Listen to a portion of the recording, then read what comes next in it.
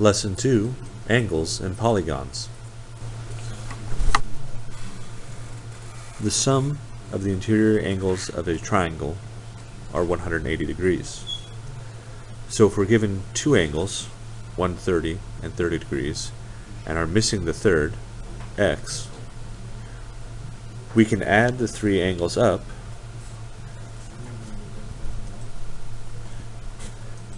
and have a sum of 180 degrees.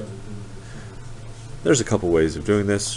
One, you can just imagine instead of an x, what number could you add to that to be 180, and you'd have some number plus 160 is 180, and you can see that that's going to be 20 degrees.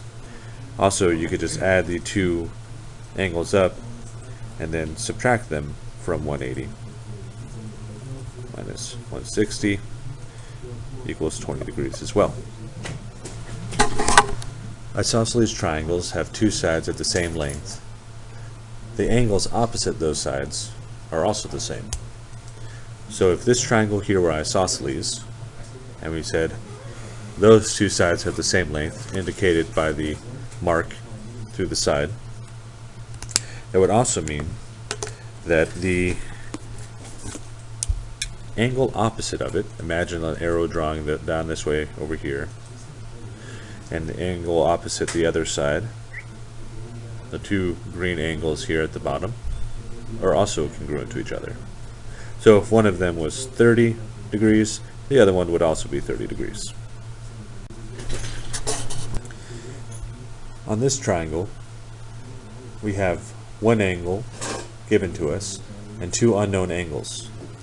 But you may notice that it is isosceles, where two sides are the same length, which tells us their base angles, or the angles opposite them, the 50 degrees and the x, have to be the same measure.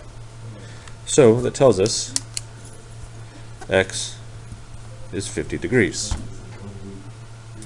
To find y, the third angle, we just need to remember that the sum of the interior angles, these two green ones here are 50, plus the unknown third one, has to be 180 degrees. So 50 plus 50 is 100, plus some unknown angle is 180 degrees. Well, it looks to me like 80 degrees would fill that hole nicely. So y equals 80 degrees.